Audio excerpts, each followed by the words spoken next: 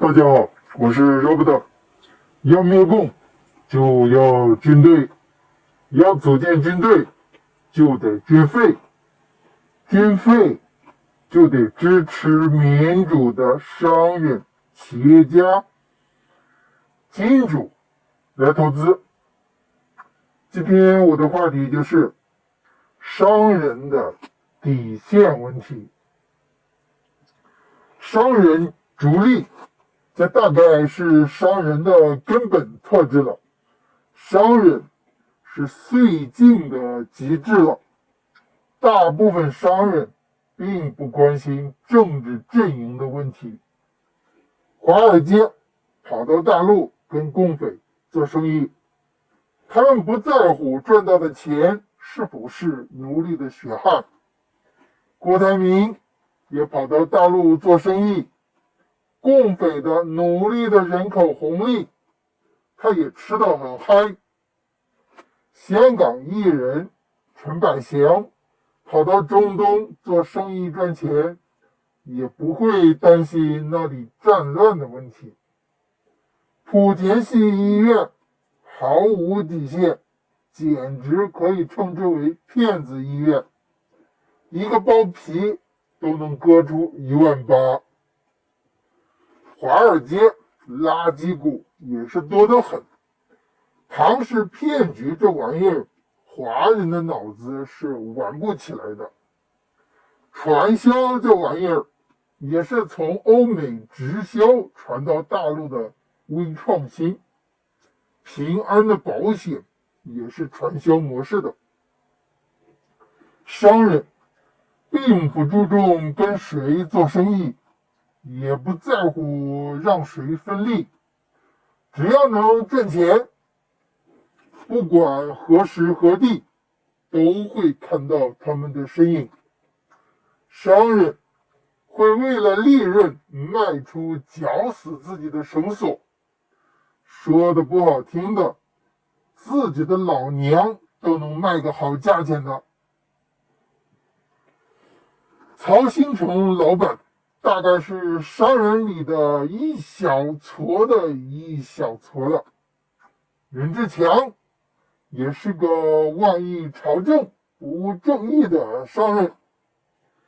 虽然商人重利，但还是有一批商人，他们是有自己的观点和立场的。他们不仅仅是商人，同时也算是政客了。什么叫政客呢？我认为曹兴诚和任志强已经算是政客了。当然，他们同时也是商人。有没有支持独裁的商人呢？我想大概没有吧。商人首先分为不关心政治的商人和关心政治的商人，而关心政治的商人大概率几乎都会选择民主。为什么呢？因为民主会自由啊，经济市场会自由，商人需要自由的市场经济。所以只要一个商人关心政治，9成9的概率他会倾倒向民主阵营。就算马云这个白手套也算是红顶商人了吧，他时不时的还老冒出来一些让共匪不爽的言论。他的结局基本是独裁社会的商人的必然结局。吕不韦、王俊卿、沈万三、胡雪岩最终都没好果子吃。总之呢，现状就是这样子的。商界基本不咋关心政治的，他们作为商人只关心下一分钟他们可以从哪里赚到多少钱。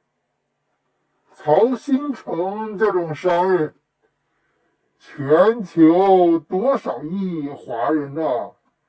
也就这么一个站出来表明政治观点和立场的了。郭台铭说过什么政治观点吗？李嘉诚公开过政治立场吗？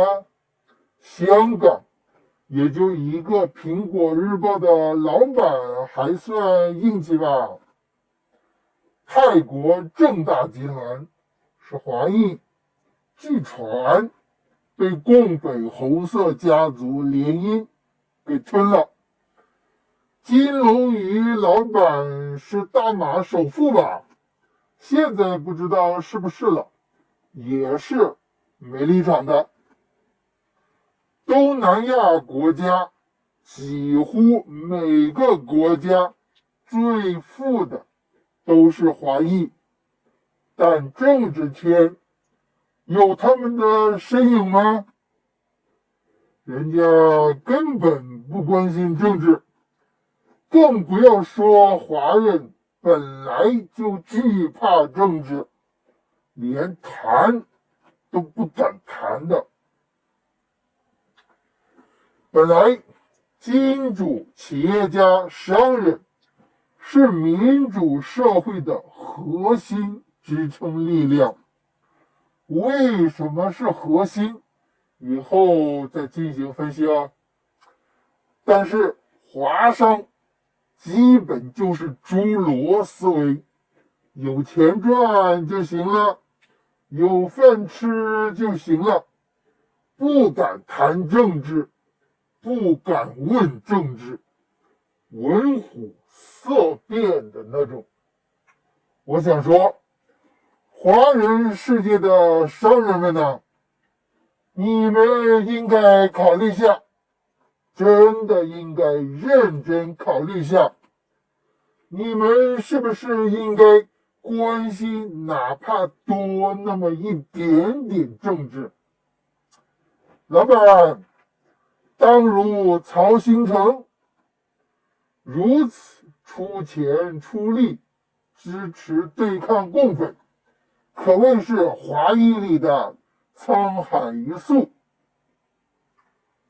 好了，今天就是想喊话金主、企业家、商人们，请你们关心多一点点政治吧。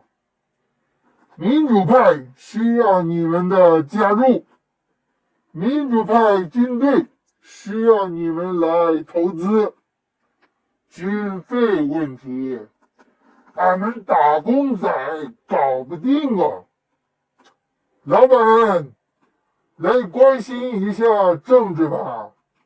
你们可以投资灭共，你们可以做灭共项目的老板，利润也是大大的。老板们，你们是逐利的。灭共之后，大陆民主了，蛋糕有多大，不用我说了吧？你们都是人精，难道想不到吗？好了，今天就这样子，明天见。